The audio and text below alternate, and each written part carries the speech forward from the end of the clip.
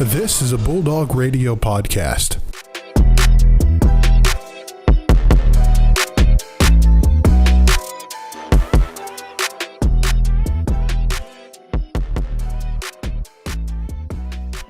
Welcome back, everybody, to the Most Valuable Sports Podcast. Brandon Worth with you, joined by Joe Nagy in a brand new year of 2022. Couldn't be more excited, Joe. This is great. Exactly. We got school coming up, our second semester coming up in the next couple of days. Going to be a new year, new start for us on the MVSP podcast. Super excited for the new content we're going to be rolling out. But it's just a good reminder. Like, it's a new start, fresh start. Nothing matters now. You just got to keep your head down, especially with the new semester coming up. I'm just excited to get everything going, get back in the routine, and get back on campus. Absolutely. And new year means new ventures. As a big announcement that we kind of sneak peeked before the new year, it is officially now out there to the world. If you follow us on social media, you already know we are expanding our show to YouTube, everybody. Can't wait to do some YouTube shows. Could be live shows in the future. Won't probably be at the start. We're trying to figure out some things as far as video is concerned, but all of our shows will be now available on YouTube to listen to the podcast, as well as show highlights. You can get some sneak previews of our best bits on the show. We already posted one yesterday of course, one of our greatest memories of the show when Travis brought up the name of Spencer Rattler, and him and Joe had a great time. If you want to hear that, go to the YouTube page right now on the MVSP, and you can listen to that, as well as follow us on social media and all of our great podcast platforms as we go into the new year. Boy, we're getting moving, that YouTube Joe. money. We're stepping Getting that up, YouTube baby. money. Absolutely. YouTube money. We're going to be rolling in it pretty soon. Yeah, speaking of which, partners, we need some new ones. If you have any in mind, let us know. We would love to partner with some more people in this new year. Exactly. I'm pretty excited for that. Excited for if anybody wants to reach out. We're two pretty good guys who make pretty good content, but we love to partner with some people who want to, get some exposure as well. So, absolutely. We look forward to it. But as always, Ferris State Sports Report to start off the new year, the first one of 2022. And what a start to the year we have. Women's basketball on tonight. We're supposed to have men's basketball as well, but Wayne's men's team has COVID, so that will be pushed back to a later date. But the women's game is still on. That's tonight, Thursday, as we're recording this at 5:30 p.m. at Wink Arena. Should be a good game. This girls' team has started off very well. And I mean, right now, like, the women's squad just really seems like they are been rolling. Just no matter the team, no matter who it is, no matter if it's on the road or at home, it's really just been the ship sailing, and they're nonstop. They did have a little bit of a bump in the road on New Year's Eve against the University of Indy, but I have very good confidence of them coming back at home against a Wayne State team that is a very beatable opponent. yeah, for sure. And I mean, Indianapolis, too, like if you look at it, that was 20 days off between our last games, and it was still on the road on New Year's Eve. So you're still taking a break. It's 6 days after Christmas. You most likely had some stuff to eat. You're more like, you might have taken a little bit off with the conditioning and stuff like that. So it's really not anything to shake a stick at with only a 12-point loss when you look at everything else going into it. I mean, it's a tough venue to play at. It's a tough situation, especially with break. I mean, New Year's Eve, like I said, nothing to shake a stick at. But with Wayne State coming up, I'm super excited to really open back up GLIAC play. I mean, we're 4-0 in it right now, and I think this is a very winnable game. I haven't checked. Is Wayne State pretty high up on the GLIAC standings? But, I mean, last year they were kind of middle of the road, I'm pretty sure. But regardless with how we've been playing, I mean, with Chloe Adoni down low, I mean, Mallory and Caden have been absolutely lights out when they get hot from beyond the arc. So that's one thing I'm pretty excited for, is if we're going to be able to get that ball movement, kind of drive in, kick it out, and get that going. I think there's really not a chance where we won't be able to fill the bucket up. It's just going to be on the defensive end and getting those defensive rebounds and shutting down those second offensive chances that we kind of struggled in these past couple games. But I think over the break and pretty soon we're going to be seeing some improvement on that. Yeah, and you look back at as far as how well this team has done in years past. I mean, last year we were able to play Wayne State twice. We did lose in two heartbreakers, 48-47 and 59-54 last year. But just like we said, this team is a different squad. It really is a really good team, much more experienced, a lot more explosiveness, and they can do it multi-dimensional ways, whether it's inside the paint, outside the paint, or behind the three-point line. But this Wayne State team is pretty good. They come in 6-3, 2-2 in conference play. They're coming off of a close loss to Saginaw Valley State. As far as their last game goes. So, I mean, they're going to be a pretty solid team. They've gotten some wins under them belt in conference play, but I really do like our chances. Wayne State's going to be a team that they're going to want to take control of the game. They want to play their type of basketball. And I think what we can do to really kind of neutralize them is it's pretty obvious when you look at some of their statistics that they're not as high scoring of a team as of late as they started the season with. I mean, they're starting to get in the 60 range as far as points. They got held to 35 against Grand Valley earlier this season, which is a dominating masterpiece on their part. But we definitely have the offensive upper hand. As long as we can find the right looks and we can knock them down, we're going to be in good shape in this game. And I really do like our chances if we can outshoot them because, I mean, they're not necessarily as a team that as explosive as we are. In my point, obviously we're biased because we can be, but I do like our chances in this game because I think that we have the upper hand talent-wise, and I think as everybody does their job, shoot the basketball out, going to be in good shape. Yeah, for sure. And I think when you look at it, it's like this is a really good chance for us to right the ship and get on to another kind of long win streak. I mean, Wayne State, like you said, they have a good chance of really being able to be explosive. But this is a really good opportunity to really get back on track. And with a good effort, it's not going to be easy by any means, but with a good and strong effort, you'll get right back on track. And I think that's a good thing to do, especially with you got this the week before school starts. It's good to get a win, and then once school starts up, you have everything going for the student athletes with classes starting back up, a new schedule to have to get used to. There's going to be a whole lot of things going down in their mind, and then with Grand Valley State coming up, especially with Saginaw Valley State coming up 2 days later this Saturday, it's still going to be a really tough time when you look at what they had to face with these upcoming games. It's going to be two very good teams after Wayne State. So regardless, there's going to be a lot of stuff coming up that they're going to be, having to deal with. And I think a win where they're going to have to really try hard. But regardless, if they're able to get a W in the column, it's going to shoot them on a pretty good momentum streak coming up against these two tough teams in Saginaw and Grand Valley. Yeah, absolutely. And just two quick names to mention for Wayne State.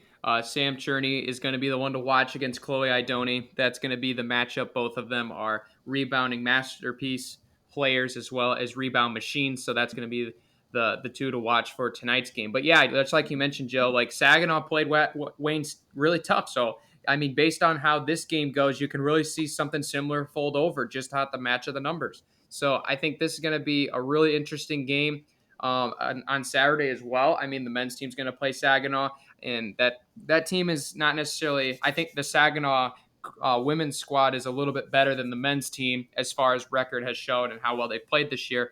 But I mean, right now, like Saginaw is a team that has some great players. I mean, they've had some great players that have really stepped up. Like Katie Zaricki is one of the best players in the conference, and she's going to be tough to stop. But we got a lot of capable guards that can lock her down. So, but I mean, yeah, you mentioned Grand Valley is going to be the big one. I mean, we're going to be going to their place on next Thursday, and they're really the team to beat right now as far as conference standings goes. They're our closest competition near the top. So they're going to be a tough squad. They've already blown out a lot of conference teams, so you can be a little scared, but of course, we're not going to be scared because, anchor down, baby. Anchor down. You can't see it because it's an audio recording, but I tossed the anchor down in the camera. Yeah, visual medium, the classic visual medium. But everybody's doing it back home that they can hear it, and we love hearing that. But yeah, going to be some good games. I mean, the men's team came off a really tough loss last week. I mean, me and Joe were able to see it, but I mean, what a slugfest that was! 109, 107. That was incredible. Yeah, an incredible Minnesota Duluth team. They were fantastic, and I mean, now fifth in the country for good reason. I mean, it was just an exciting game, and I mean, even though you take the L in the column, there was a couple things that didn't go our way. I mean, you listen to Coach Bronkham on the post-game press conference, you could definitely tell by his body language and ending up kind of releasing his tension near the end of the interview. There was a couple calls that might have went a different way, and we're not saying that knows necessarily killed the game. He never said that either. Just the momentum just got sucked out of the gym when some of those fouls occurred. And it was just hard for them to bounce back because, I mean, the overtimes, we really didn't shoot that well, didn't score that well. So that's just the nature of how that game went. And I mean, you got to give credit to Minnesota Duluth. They really got tight down the stretch, and they were able to hold on for the win. Yeah, the one thing that I was pretty surprised about is we didn't really press too much. Usually, when we hop into a game, it's like after like the first possession. Usually, we're doing the full court press and we're putting on pressure to make sure that they're a little bit uncomfortable to start off the game. And we didn't really do that until I think it was the second quarter. And even when we did that, it was pretty sparse for how much we did. We didn't really settle into it until like the fourth quarter, which we were able to kind of get them to be a little bit flustered, and that's where we were able to make a pretty good comeback. But that's one thing I was really surprised about is we kind of strayed away. I don't want to say we strayed away from it, but it was interesting to see that we didn't stick with the original game plan that we've been seeing so far all these years that have been able to get us these huge wins and those huge margins with those 30-point victory margins and stuff like that. But regardless, Minnesota State, when it came down to it, their shooters were on point. They were making threes, and I mean their transition offense was actually very impressive to see. Like they were able to find the open man, they were able to make cuts and really get some separation from our guys. And I think that's the big thing that we need to work on, especially if we want to face off against these really good teams, especially with Saginaw Valley and Grand Valley coming up for these guys as well. Is that they're not going to really give anything, and they're going to take advantage of any sort of upper hand that they have. And Grand Valley, I know, has got some really good players that have been playing pretty well. So if we're able to shut those kind of weaknesses down, work on that in practice up until Saturday, it's going to be a good look for us. But nonetheless, against a very good Minnesota State or Minnesota Duluth team, to go triple digits for both teams and to go the distance of 2 overtimes and almost win it in the second overtime. Of course, it would have been on a Hail Mary pass or on a Hail Mary shot. But regardless, almost to win it in double overtime after being down by however much it was, 5 points, I think it was, or 4 points or something with like Yeah, somewhere 1.9 in there. seconds. That would have been crazy. But regardless, I think it leaves a sour taste in the guy's mouth, and I'm kind of excited to see how these guys are going to bounce back and how Bronx is going to bounce back against 2 tough teams in the GLIAC and get right back on track. Yeah, and I mean both of the teams coming up, Grand Valley, Saginaw, both very reputable teams. I mean, both of them with us in the 9-win category in the GLIAC. So this is the top of the top. This is a big stretch coming up, and I think Minnesota Duluth was a fantastic ad game, and also shout out to them for coming and playing us, especially in the circumstances of us getting a game canceled against Alma, and then the Algoma game fell through, and we literally went to Twitter and tried to find an opponent. And lo and behold, the 9th team in the country comes knocking on our door and saying that they would travel to our place and play a fantastic game. So shout out to them. But this was the team that really lines us up going into these next 2 games. Grand Valley and Saginaw already played this year. I believe Saginaw came out on top, so we'll get the tougher team first on paper. But I mean, we still have what it takes to really be on top of the conference for good reason. We can do it in so many different ways. I've really liked what we've saw as far as Vejas Grazulis' minutes go. He had a great game against Minnesota Duluth. Some of the shooters were a little cold, but then they got hot towards the end of the game. So obviously you can see those bouncing back day in and day out. But I mean, right now, I mean, if we can control and take care of the basketball, this team can go places. I mean, we've already put up 120 points already this season. That already tells the story that we can score the ball, but just taking care of the ball, good possessions, making sure that it's not necessarily individual, but team basketball, because there's times where that happens. And obviously, you give the guy the hot hand, like we saw Walt having the ball at the end of the game of the Duluth game. I mean, he had 30 points. You give him the ball, but there were times Bronx saying, pass it, and we were taking some quick threes. Just team basketball. That's really what it takes. And if we can do that at a high level and then get those guys in rolling with the hot hand, and I mean, really, my point being, if we control the ball, we control our own destiny. That's what it comes down to, because we are the best team, I believe, talent-wise in this conference. We're a well-coached team, and really, we definitely should be one of the top 25s in the team in the country. And I mean, we do it defensively, offensively, fundamentals, take care of the ball. We could go places this year. Yeah, and I mean, I like this matchup. I think we should do this more often. Battle of the Bulldogs. That's a great thing. I Yeah. mean, that's what we saw earlier. And I was talking to Harrison, and he was like, because he was running the Twitter, and like he was like trying to like he was like, we should do this more often on the Twitter. And then he was trying to find UMD basketball, but he couldn't find the @ or anything like that. But I was honestly surprised. Like UMD's fans, like they travel pretty well. I mean, Oh, for yeah. short notice, they didn't have a whole lot of people there, but like they had probably like I'd say 20, 30 people there probably. Like they had some pretty local fans as well. But also another thing I want to point out is their colors are exactly the same as our old colors. Our old colors, yeah, same thing. Like that was like they're burgundy, or like I think they're like a darker, like a brown reddish rather than a burgundy or like a crimson or whatever our old color was. But Yeah, it was still funny to see, like, man, if we didn't change our colors like a couple years ago, then like it would have just been the exact same color. yeah. It's That really was funny. something that I saw was pretty funny. But hey, Battle of the Bulldogs, I guess it's just copycat. Also, by the way, our logo, much better, Better, in my so opinion. much better, But it's so just more much better. modern. It just looks better. Yeah, But it anyway, doesn't look like, yeah. Their bulldog looks a little bit too flappy. yeah, I A would little agree bit with like that. there's a little bit too much going on. I don't know. Yeah, it is what it is. Their logo's theirs, and our logo's ours. It doesn't matter, but at the end of the day, our Bulldog's better. But anyway, speaking of Minnesota, hopping over to the ice, Minnesota State, the first true test of 2022 for this hockey team. Starting off Ooh. big. Why not? Let's just go for it. Friday, Saturday, 8 o'clock, 7 o'clock, puck drops at Minnesota State in Mankato. Oh, man, it's going to be a tough test. But if there's anything this team needs, is just a little bit of a flip of a switch. That's really all it took. And we got one going from 21 to 22. New slate, new year. Just go in with that mindset. We've already beat them before. It is possible. I know it's crazy to sound, but it is possible. We tried the same thing back when we played this team earlier this season in November, that it doesn't look good on paper, but paper doesn't necessarily tell the tale of the game. And boy, wouldn't it be a great if we could make a good statement and just play great games. And if we could beat this team going into the stretch we have, very winnable games on paper, 100%. Yeah, for sure. And I mean, like you, we've beat them before, and it's not going to be, like you said, it's not going to be easy, especially going into Mankato, who quite honestly has one of the best student sections in the country right now. But regardless, it's like we know what it takes to beat them, and that's just being strong on the defensive side, holding down and not being able to give them easy shots and just like those wide open, cross ice like one timers that they've been able to get so far. And I think if Logan Stein plays pretty solid and the defense just picks it up, our offense has been kind of clicking. However, we don't have Transit anymore as he went to the ECHL. I don't think we have Skinner for other reasons, and I don't think there's one other person I think that isn't on the team anymore that I was talking to Harrison with. So those are two guys who are a little bit who we won't have that were pretty good assets to have on the team. But nonetheless, I mean, it's going to be a tough challenge. There's going to be guys who need to step up. I mean, I think Stepan Pokorny's out for at least one of these games, which isn't going to be super great for us, which kind of sucks. However, if we go into Mankato, shock the world at least one of these times, and then go in and play St. Thomas the week following at home, I think it'll be a really good situation for us, especially with being able to get fans in the stands for us at Abelglaben.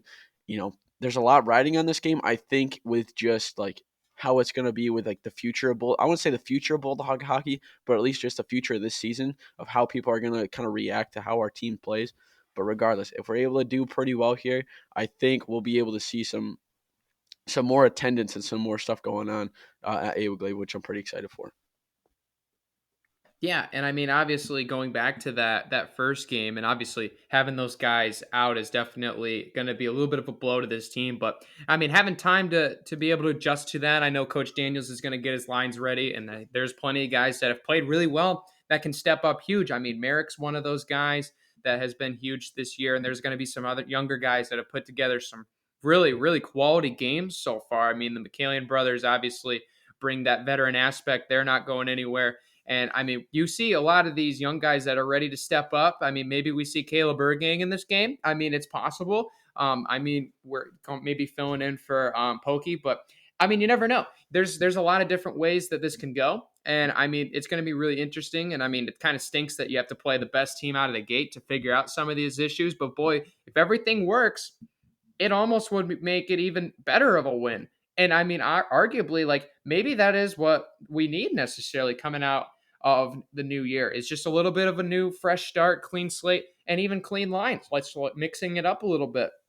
Obviously, it stinks that we had to let. There's some guys that left that it's just unfortunate because we love to see them around still. But I mean, hey, new guys and new lines. Sometimes that's all it takes for some teams to go on a run, especially in a Mm-hmm. sport like hockey that is very momentum based. So, I mean, there's a lot that can go in defensively, we got to put up the wall. That is the biggest thing in this game. Minnesota State's an offensive powerhouse for a reason. I mean, they're a powerhouse in every single aspect of the game itself, but offensively, they can obviously put up some big numbers, and they're able to win games outright just by their stellar play. But we hold them like we did back on November, I believe it was the 5th. I mean, I wasn't there for the game, but just being able to hear some of it live on the broadcast and able to get Joe's feedback after I had got the notification that we beat them, and I had to check my Twitter twice, and it worked. It worked out in the end, and obviously we hope for that again. But we got to be able to keep off the power play, be great on the penalty kill. In that case, we do end up going on or getting some sort of a penalty and have to go to the power play situation. But if we can put up some quality shots, not necessarily just throw up shots, but quality shots, good looks, good passes, good setup, offensive sets, we're going to be in good shape. And I mean, we could do anything. That's what we've proved already this year. We can beat anybody anywhere. And really, we just got to close out in the third period. Yeah, for sure. And I think that's going to be a big thing. You just stay strong, stay healthy, stay good. And I think we shock the world upcoming this weekend. Absolutely. Going to be fun. More information on all the games and all the sports, go to ferrisstatebulldogs.com. And also next week, me and Joe will take a full dive into the winter sports. Obviously, we didn't do a preview earlier in the year because we had, football winning national championships. Nothing a little curveball there, but obviously a great curveball. But so we'll cover all of those next week and make sure that you guys subscribe if you haven't already so you don't miss out on the notifications of those episodes. But anyway, moving over into some NFL, a lot of big things coming up this weekend. Playoff picture is getting pretty well painted, I would say, so far. And I mean, obviously the NFC looks pretty cut and dry right now. I mean, the Packers leading the way, the Rams, the Bucks, the Cowboys in the top 4 spots, the Cardinals falling to 5, and the 49ers and Eagles holding on to the 6th and 7th spot in the wild card as of now, with the Saints really the only other team that I think actually has a chance at 8-8. But I mean, based on their situation, it does not look grim. But I think the biggest thing coming from this NFL weekend, Joe, I think you'd agree with me, is the Buccaneers almost losing to the Jets, but ending up losing the man in Antonio Brown. What happened in that situation? Bro, I don't even know. Like, Buddy just takes off his shirt and walks like as the play is going through the through the end zone.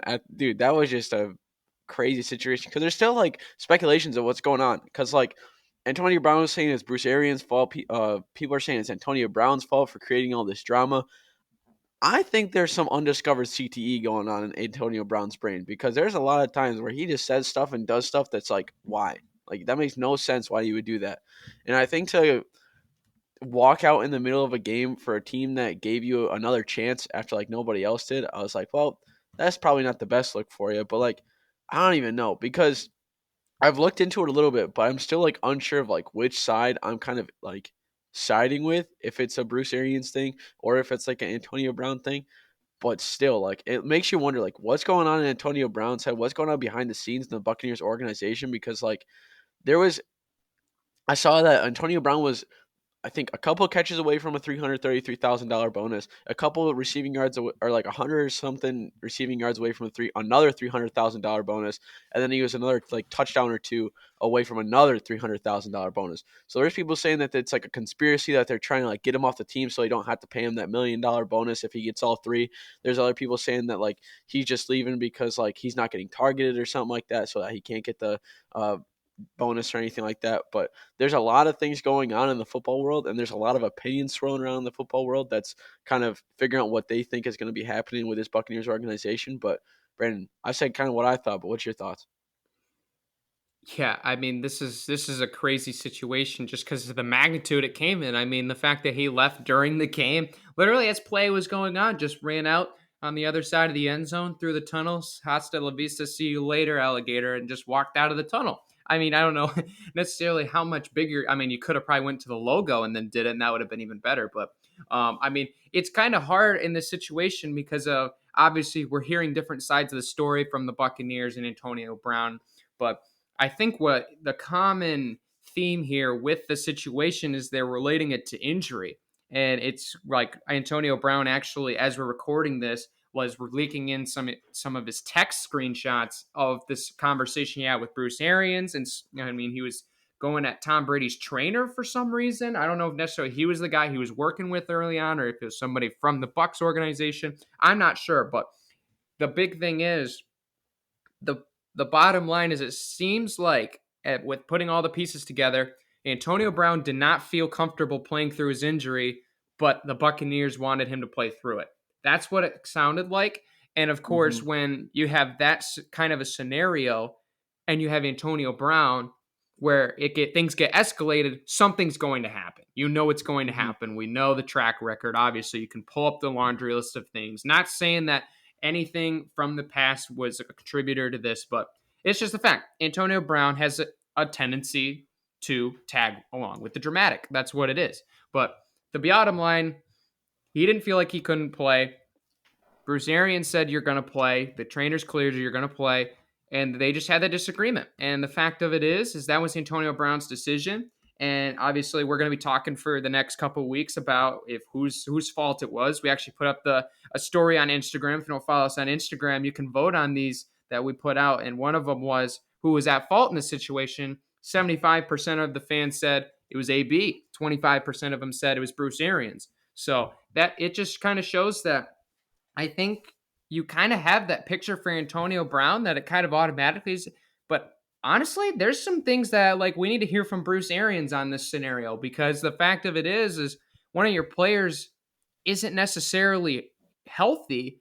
I feel like you'd have to get him rechecked during the game. Like that's the one thing like I haven't heard is like why didn't they recheck him? Because if a trainer says, "Oh yeah, dude, his ankle is going to need surgery." Later, what we heard from Antonio Brown, the exact scenario said, "Yeah, my foot's almost broke. Now I need to get surgery." It's like, why aren't they checking him in the game? Why are they just going off of what like AB's saying necessarily? Not saying AB's lying or anything, but why wouldn't you just eliminate that self-doubt and just have him go get checked? And then if it's like, yeah, doc, his ankle's like toast or his foot's toast, and you're like, okay, then we gotta alter it. But just the fact, two bigger egos going at each other. That's the bottom line of the story. And when you have those two guys, Bruce Arians never seems like he was an AB fan. AB just wanted to be with Tom.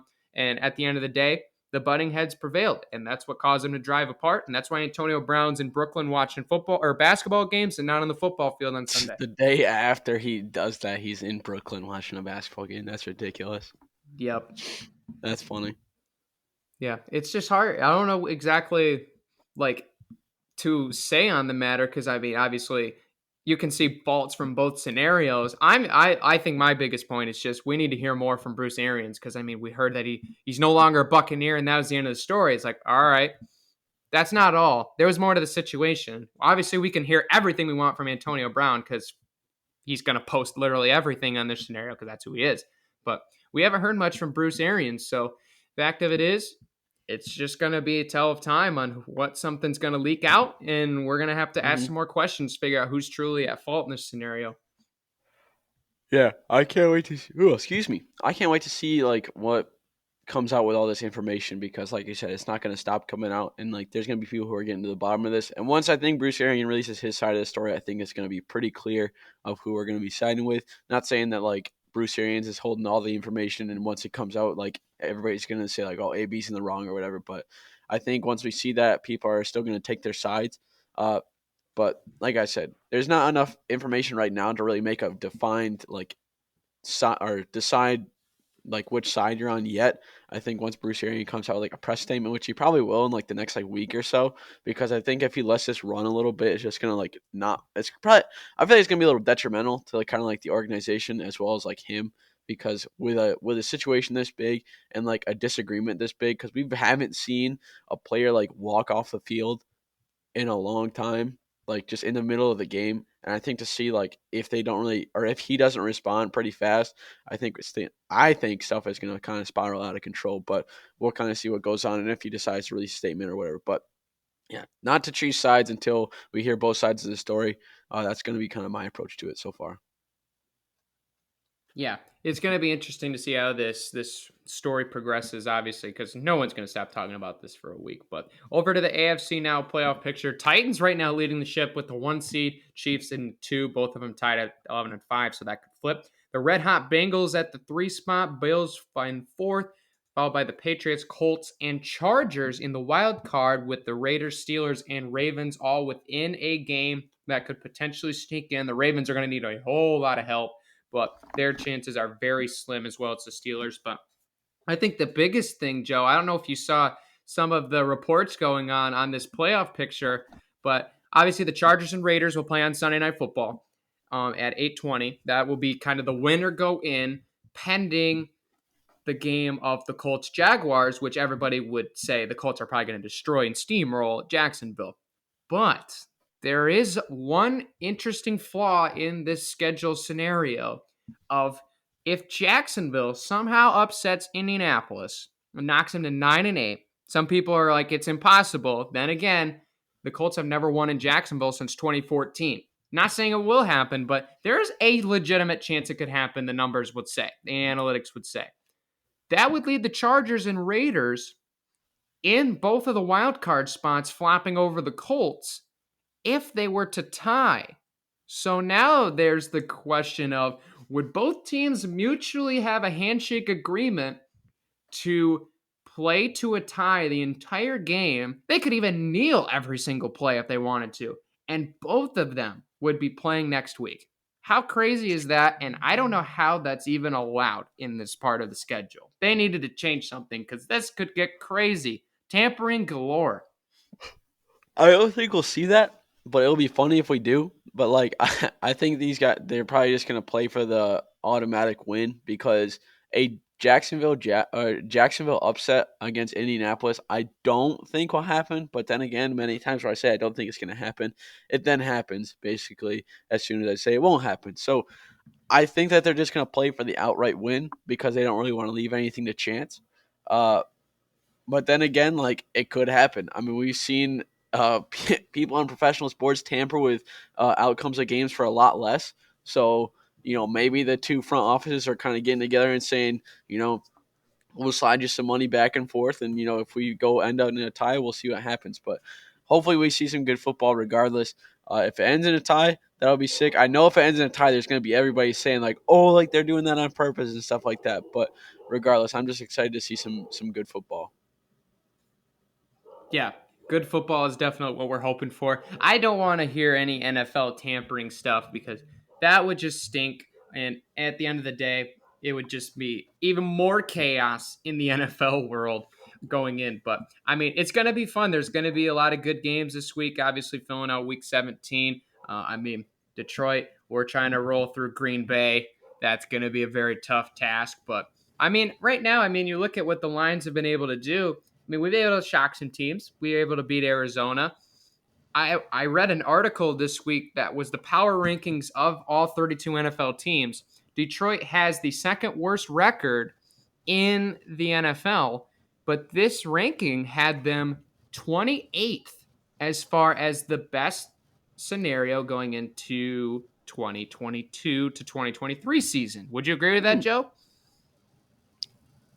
I think we're a little bit worse, to be honest. Okay. Like I think, like I don't think we're that high to be quite honest, because like we've been able to upset a few teams and stuff like that, and maybe surprise a few people that are watching football. But if we were still 28th, I think we would have been able to squeeze out maybe 2 or 3 more wins. But I think we're sitting comfortable at like second to last. I think that's a perfect rating for us. And if you put us a little bit high, that might be reaching a little bit.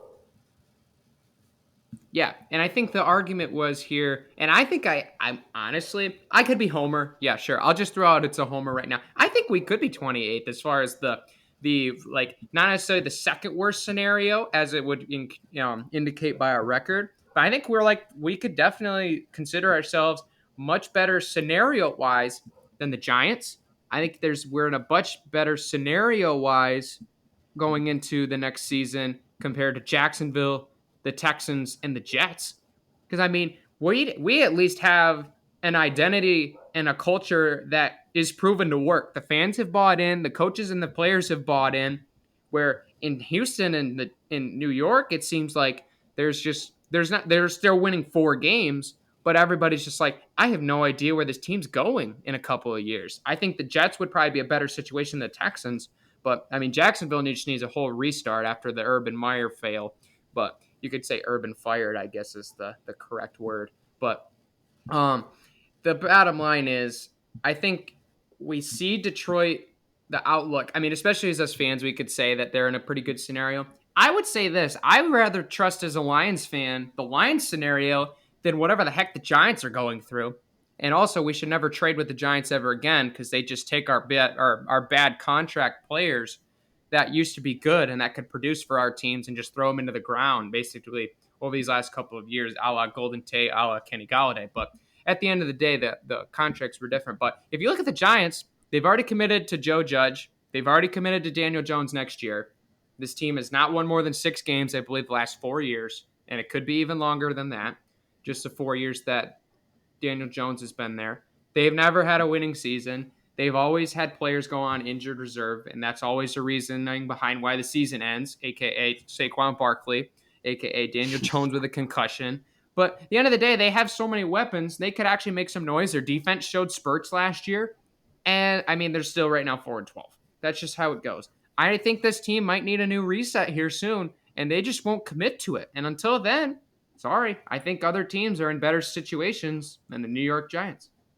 Yeah, I think they're still holding on to like the Saquon is going to save us train, and I think with just his injury prone career so far, it's just like I don't want to say part ways from him by any means because I think taking that burden of being the savior of the organization off the team is going to be like the good approach to take because he's a good player and when he's healthy, he's incredible and he's able to really take over games.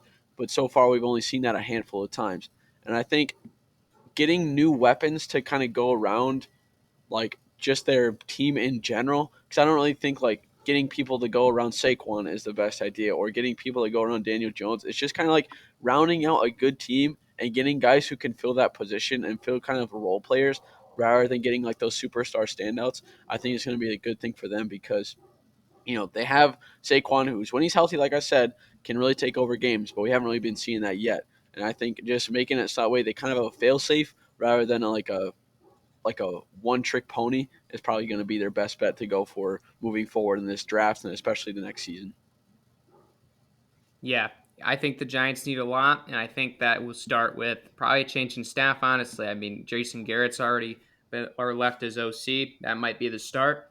But I'm not saying that Joe Judge isn't the answer, but there's been some guys that have been there that have been trusted, and that team just hasn't advanced, and that's just the bottom line. So it's going to be interesting. But anyway, moving on over into the college side here, college football playoff first round began. I know some people have probably been waiting for us to talk about it.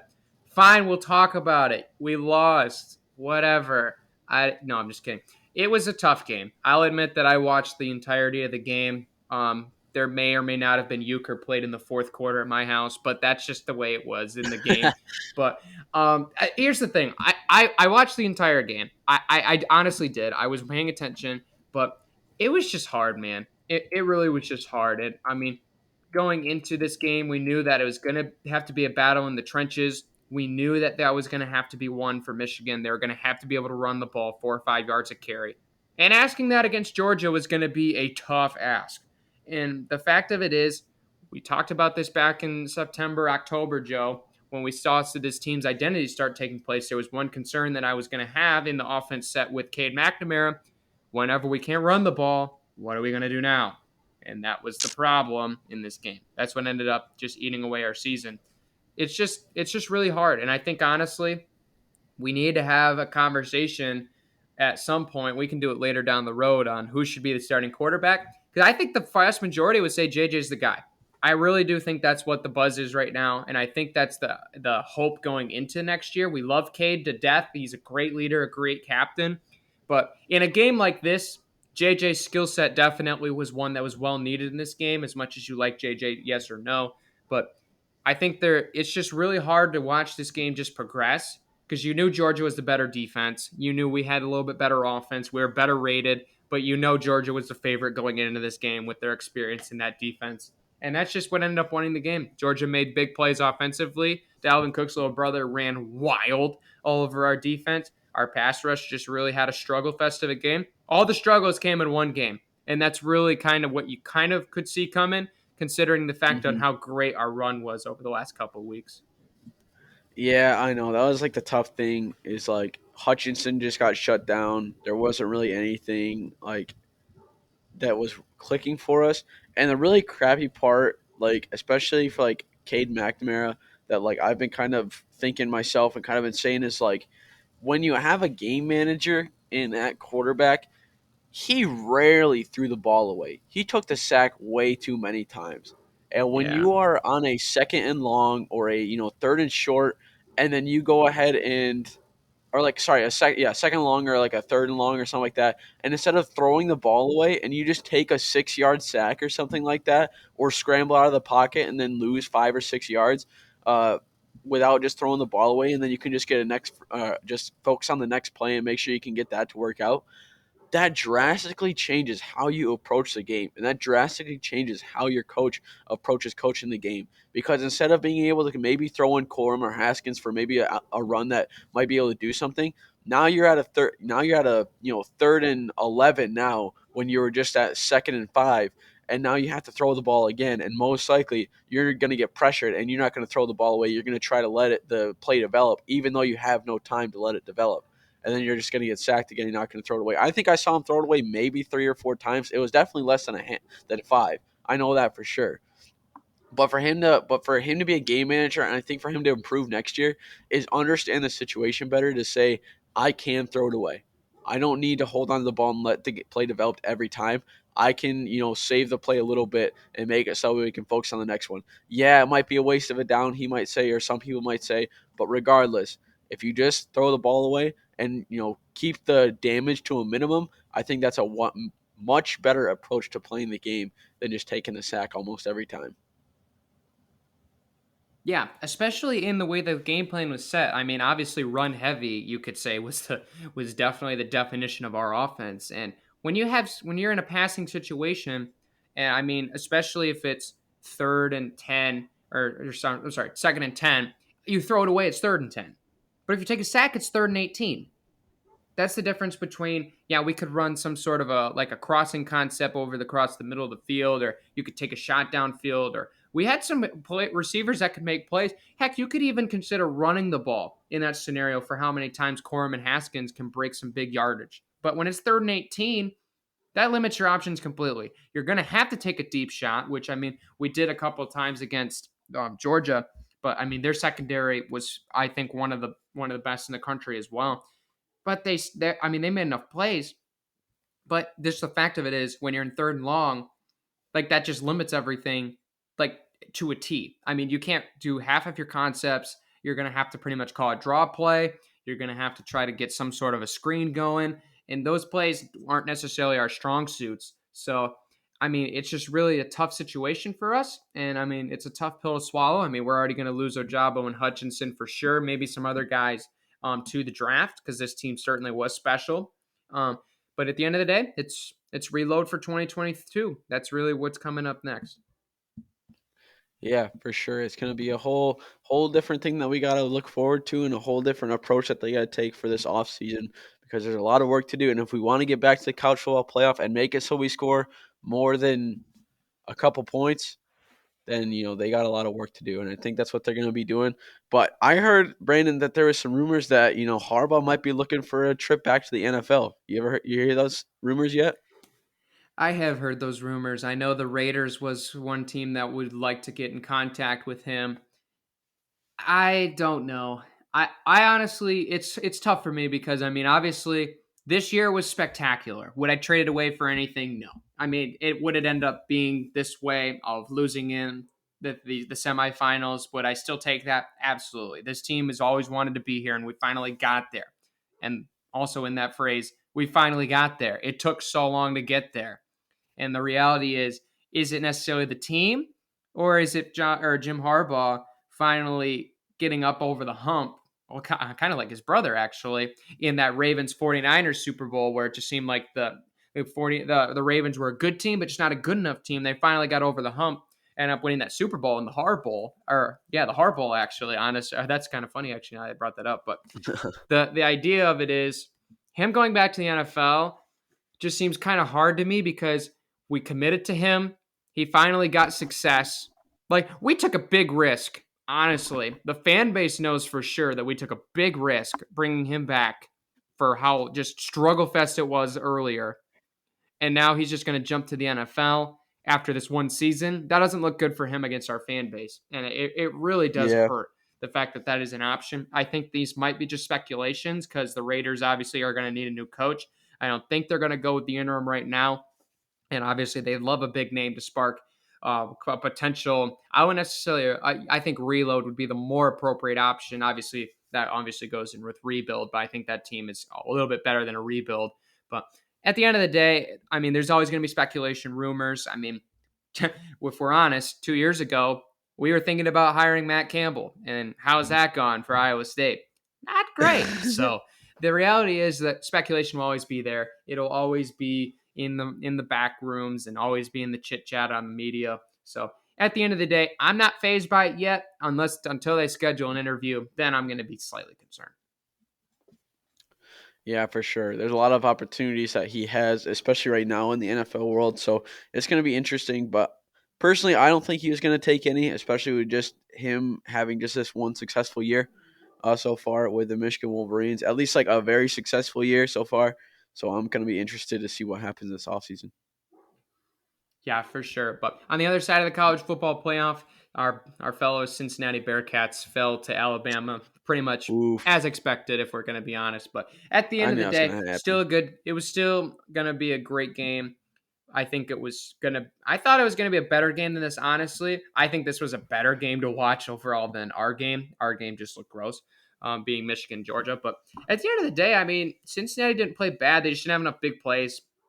They weren't able to get it all the way to the end zone, and Alabama just steamrolled their front seven. And I mean, Brian Robinson, 204 yards, just a monster out there. I mean, the fact he didn't get in the end zone is kind of ironic, but I mean, Bryce Young was still pretty sharp, pretty spectacular. But at the end of the day, it's Bama, Georgia.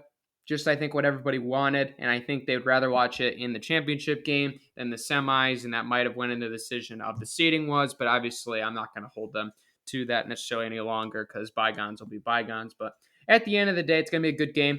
I think it's going to be fun. I mean, the rematch obviously is going to be well anticipated. Georgia's just itching to get them back, so I'll be certainly interested to see how Georgia plays against that offensive line and Brian Robinson, because right now that's going to be the matchup everyone's going to be looking to watch.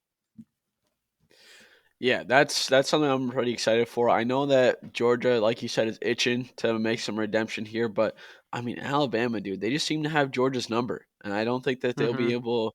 I think Alabama's got it. Honestly, I just don't think that Georgia. Yeah, they got some pretty great players. They got some solid off. They got a great offensive line. And what's their Stetson Bennett? That's who it is. Their Stetson quarterback Bennett, yeah. who ended up or who started as a walk on, who just absolutely dismantled Michigan's defense. It's going to be a tough game. I think it's going to be a lot closer. I think it's going to be a high scoring game, like just basically a shootout, which I'm pretty excited for. But I think Alabama's just going to be able to edge it out in the end. I think it's going to come down to the game manager type, and I think Bryce Young is going to show why he was the Heisman winner, and he's going to really show out. And I think Alabama's going to take home another national championship. Not that I want that to happen, or I want that to happen, but I don't want that to happen because Alabama's just been a dynasty, and I would like to see somebody else. But I just don't think Georgia's going to have it when it comes to big time. Yeah, I honestly kind of hope Georgia wins, and I know there was like some forums and stuff that were talking about it's the SEC domination of the college football playoff. Like boring. I mean, yeah, I mean having the same teams every year obviously isn't necessarily as fun as having a different champion every year. But I mean, you got to respect the programs and what they've been able to do. So, and I mean, football is just bigger and better down south. It's just a reality, and that's just how it goes. So, and I mean, obviously we're just going to have to live with that. And the SEC is the power conference in football. So, I mean, it's going to be a fun game. I kind of hope that Georgia wins, just the fact that we can see how great that defense really is. I think a lot of people like still don't realize how great that defense really is. I mean, their backers are faster than I've ever seen, and their corners are great, and their defensive line, those guys just move the offensive line. It's crazy. That Georgia team is better than I think a lot of people really see. And I think Bama's going to be the favorite in this game, but I'd love to see a little upset. I'd love to see Georgia get some revenge. But it's going to be a good game. We're going to be looking forward to watching that here up this coming week. So, going to be fun to see who will win college football playoff champion, and certainly going to be fun. Also, shout out Michigan State for winning the Peach Bowl as well, beating Pitt. I got to watch that Ayo. game. Boy, was I scared out of my mind for Sparty, but he ended up pulling it out and beating the Kenny Pickett-less Pitt. So, kudos to them.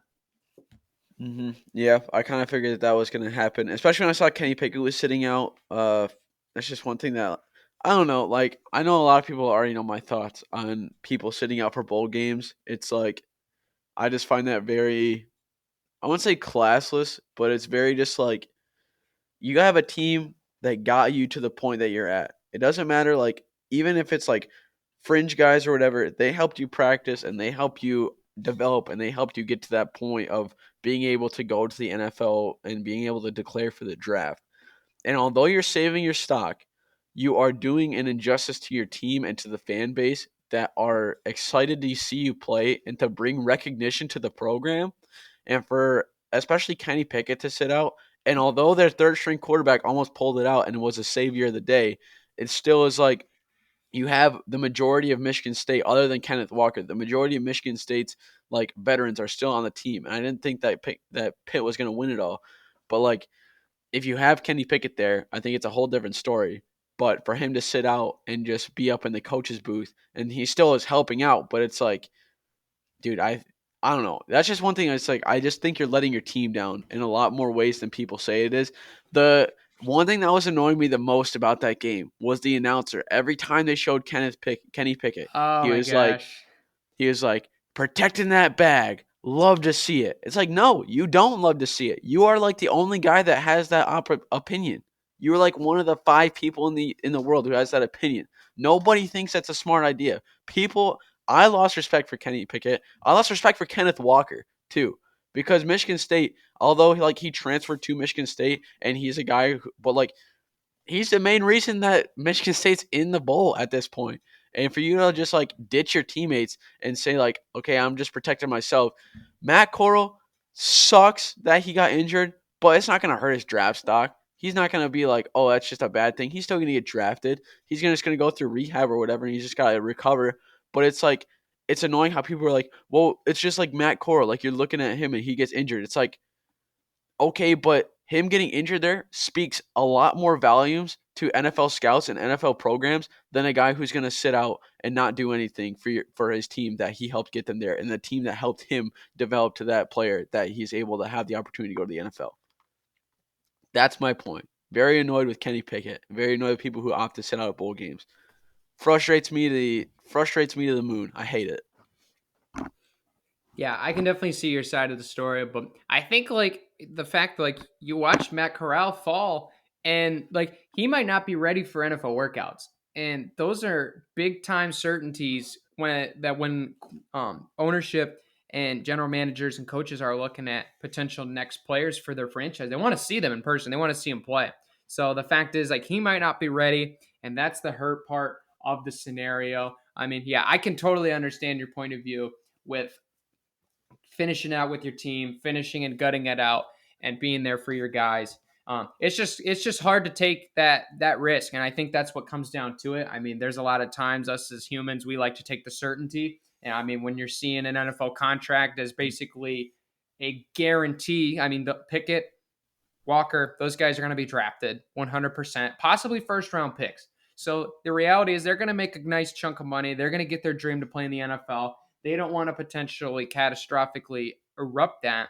So I can see that reasoning on why they would want to sit out the game. But yeah, I mean, in reality, it does look a little bit bad on their team just because, I mean, those are the guys you ride or die with. One more ride, one last ride, except it would be more of a actual ending, unlike Fast and Furious franchise. But at the end of the day, still you like what you see from those guys, and they're going to do great in the NFL. But I mean, the bowl game definitely would be much more interesting to watch those guys play because it would have been a pretty phenomenal game. Yeah, but like I said, even if they're injured for workouts, I think the organization and stuff that still had interest in them in college or interest in them in college will see that like they still played for their guys, and that's going to play a big part in the way they get drafted or not. And I think that's a big thing. Yeah, they might miss some of the workouts and stuff like that, but their character I think is enough to show that like they're ready to work it out and grind it out. And they won't be able to see them in person, but to see them play and to see what they kind of value as a player, I think that's going to be a big thing that really helps their draft stock as well. So that's what I think, at least.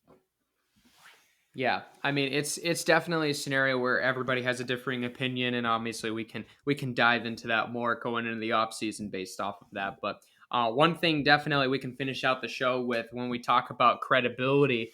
If you had ever heard in the MLB all the news about who this Ken Rosenthal guy is, you might be asking. Well, he's a reporter. He is a sideline reporter for Fox Sports. He writes for The Athletic.